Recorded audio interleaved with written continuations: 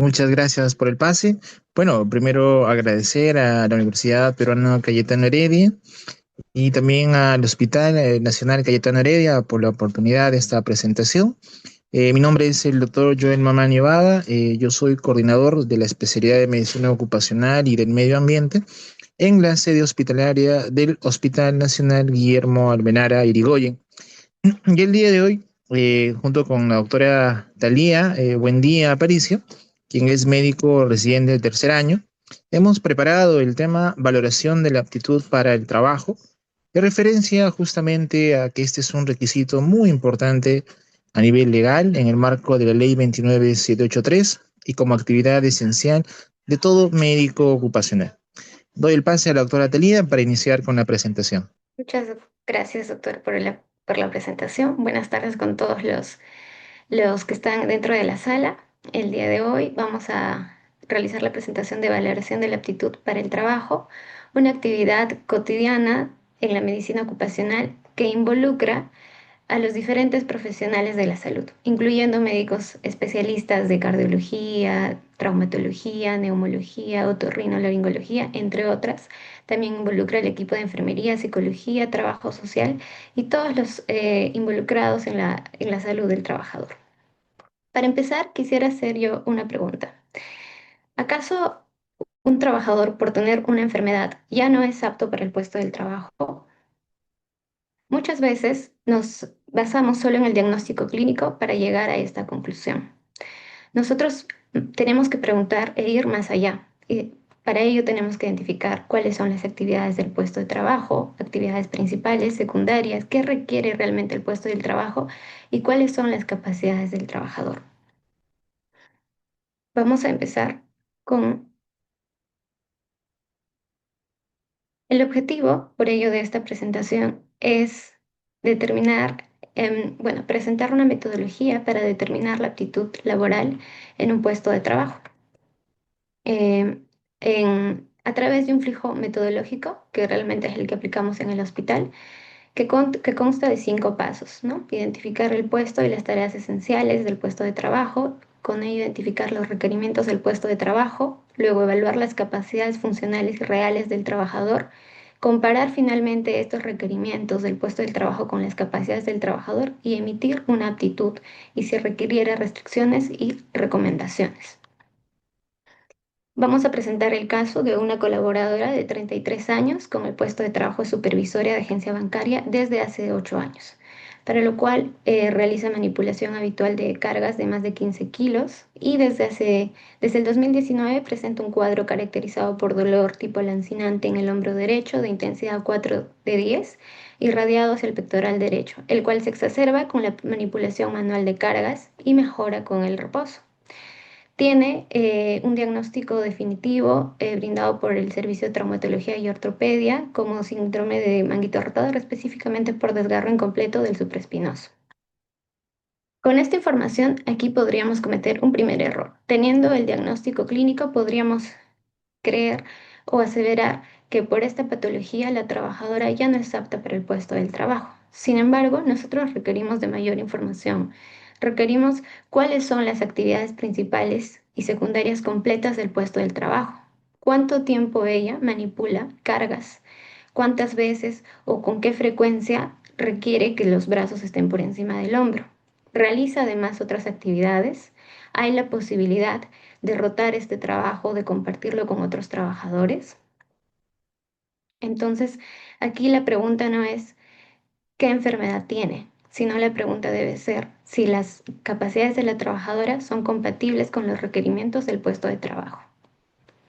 Para ello, brevemente, vamos a recordar también la historia natural de la enfermedad, la cual se clasifica según Lever y Clark en 3 periodos: prepatogénico, patogénico y postpatogénico. El prepatogénico es la interacción entre el agente, el huésped y el ambiente, que en esta oportunidad hemos considerado como agente los movimientos repetitivos, las posturas sostenidas, la manipulación manual de cargas de más de 15 kilogramos y levantamiento de cargas, según la descripción de su puesto de trabajo, de 15 kilogramos por periodos prolongados.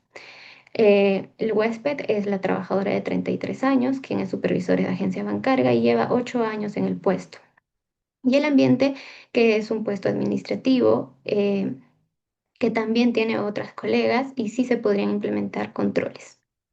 El periodo patogénico es la etapa subclínica y clínica donde ya se pueden dar los cambios tisulares y los signos y síntomas. El trabajador ya presenta dolor, limitación y ya tiene un diagnóstico clínico por traumatología y ortopedia.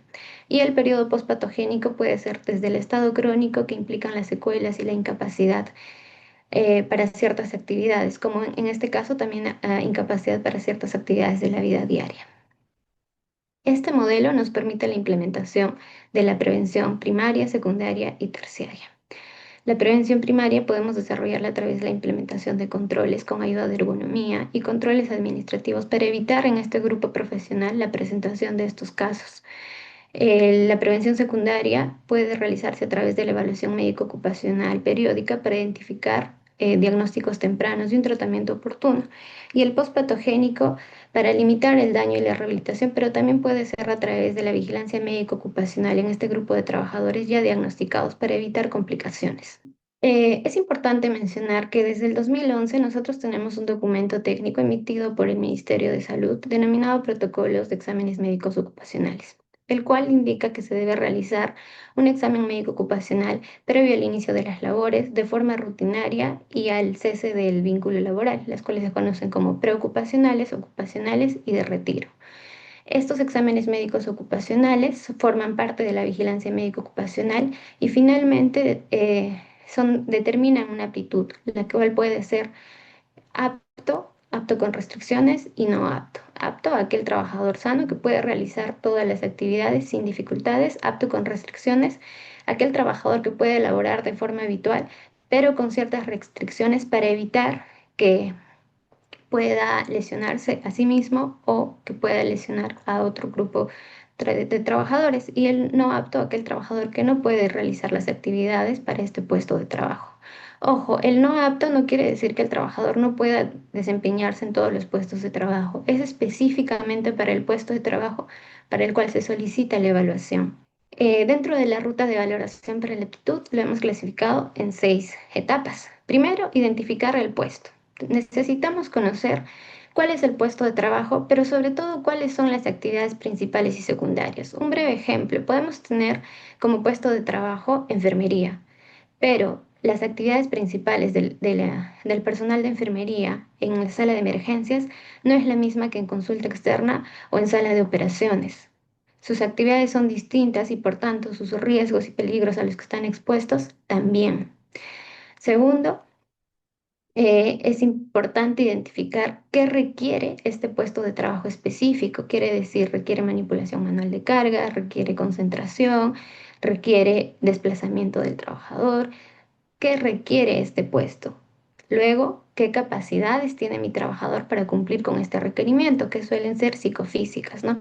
Capacidades físicas, capacidades mentales y capacidades sensoriales. Finalmente, teniendo estos requerimientos de puesto con las capacidades, puedo yo comparar para dar mi dictamen, que puede ser apto, apto con restricciones y no apto. Y con esto, identificar quiénes pueden ingresar a mi plan de vigilancia médico ocupacional para que yo les pueda hacer seguimiento en caso tengan restricciones y en caso requieran adaptación del puesto o revaluaciones periódicas.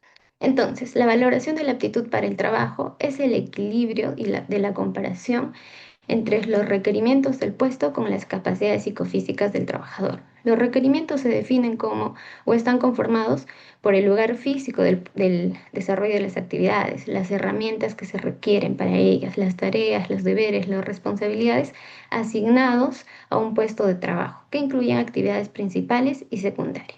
Y las capacidades psicofísicas del trabajador, por otro lado, son capacidades físicas y cognitivas específicas que un trabajador debe poseer para llevar a cabo las tareas de un puesto de trabajo con eficacia y sin riesgos para él mismo o para terceras personas. Para ello, se pueden utilizar muchas referencias de los requerimientos del puesto del trabajo. Acá yo presento uno que es de los profesiogramas del Instituto Nacional de Seguridad y Salud de España, desarrollados en el 2014, en el que gradan requerimientos de carga física, biomecánica, carga mental y sensoriales desde el grado 1 hasta el grado 4, ¿no? Ellos han desarrollado esta guía como referencia.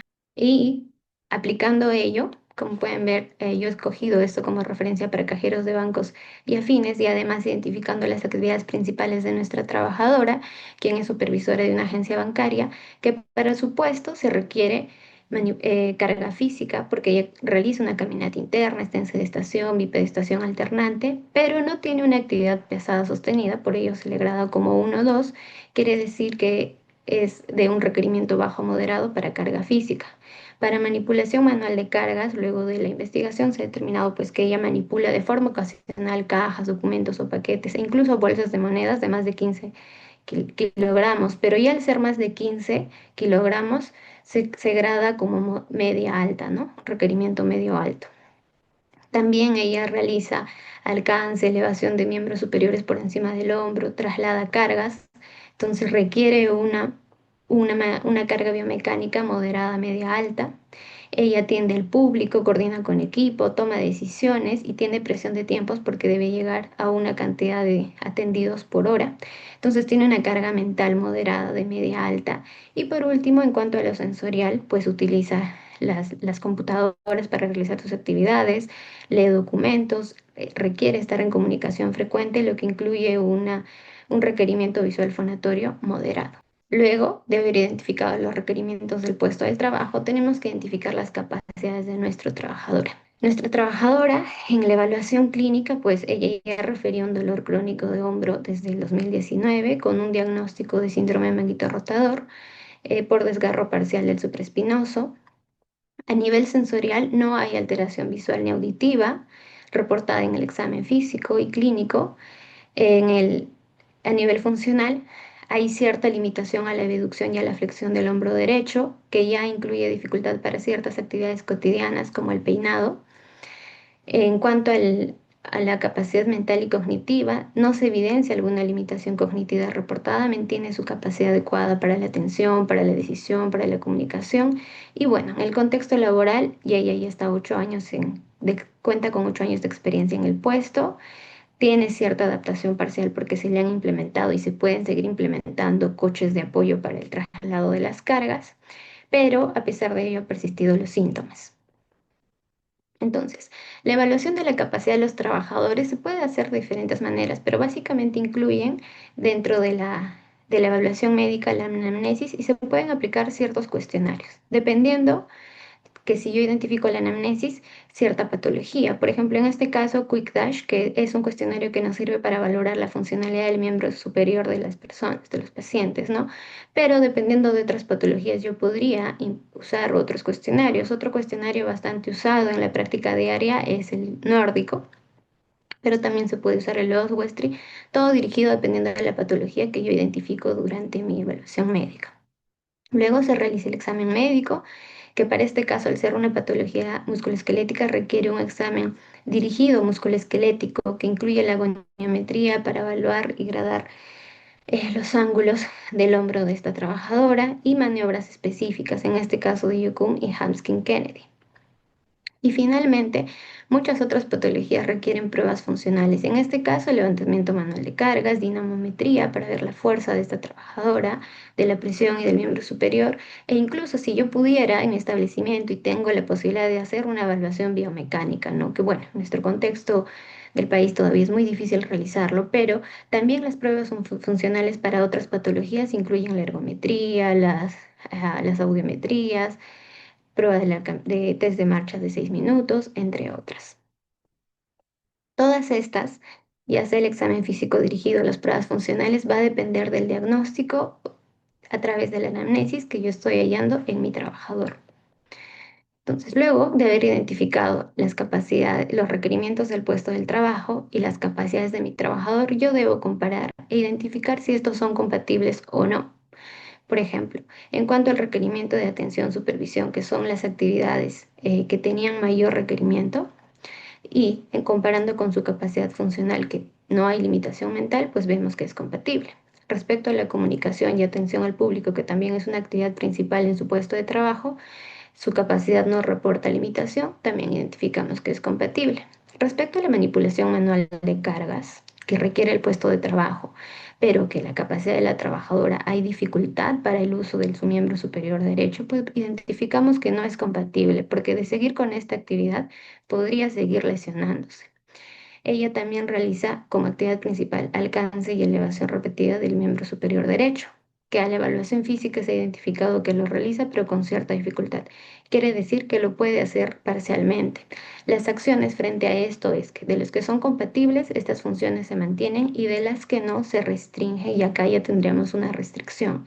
Y de las que son compatibles parcialmente podríamos tomar acciones como reducir esta actividad o rotar o tomar controles administrativos para disminuir esta exposición. Por ello, luego de haber analizado los 6 pasos de la valoración de la aptitud para el trabajo de nuestra trabajadora, concluimos que es una trabajadora para el puesto de apto con restricciones. Restricciones de evitar manipulación manual de cargas de más de 15 kilogramos y transporte que exige el uso sostenido del miembro superior derecho. Asimismo, evitar trabajo por encima de los brazos, por encima de los hombros, y trabajos que implican abducción y flexión sostenida o repetida del hombro derecho. No asignar tareas de empuje o tracción porque aplica fuerza. Y dentro de las recomendaciones, pues mantener funciones de supervisión, atención, coordinación y tareas administrativas compatibles. Implementar ayudas mecánicas. Acá hablamos de la jerarquía de controles administrativo. También ver el apoyo de otro trabajador o redistribuir esta tarea, que es entre los otros trabajadores. Quiere decir rotar la tarea entre todos los trabajadores para evitar que haya lesiones en otro grupo. Continuar un seguimiento clínico ocupacional continuo, que puede ser a través de 3, 6 meses, dependiendo de la disponibilidad de recursos en esta empresa. Y reforzar un programa de prevención primaria a través de programas ergonómicos o pausas activas en este grupo de trabajadores que tienen el mismo puesto de trabajo para evitar lesiones en el mismo puesto. Recordemos entonces la ruta de valoración de la aptitud para el trabajo. Primero es importante identificar el puesto, las tareas principales, secundarias y los riesgos y peligros a los que se expone un trabajador al realizar estas tareas. ¿Qué requiere el puesto para llevar a cabo las tareas? Desde requerimientos físicos, biomecánicos, mentales y sensoriales. Y luego que tenga una trabajadora o trabajador en el área, identificar cuáles son las capacidades del trabajador para llevar a cabo estas tareas, y luego comparo los requerimientos del trabajo con las capacidades del trabajador para finalmente determinar si es apto, apto con restricciones o no apto. Y dependiendo de esta evaluación, yo puedo incluir a mi trabajador en una vigilancia médico ocupacional para un seguimiento y reevaluación. Finalmente, se concluye que la aptitud no se define solo por el diagnóstico clínico. El eje central es el equilibrio entre los requerimientos del puesto y las capacidades psicofísicas del trabajador. De ello emitir restricciones, estas deben ser específicas, medibles, temporales, revaluables y no confundirlas con recomendaciones. El objetivo siempre de la evaluación médico-ocupacional es proteger al trabajador, sin excluirlo innecesariamente del trabajo, porque el trabajo es un derecho de todo ser humano. Gracias.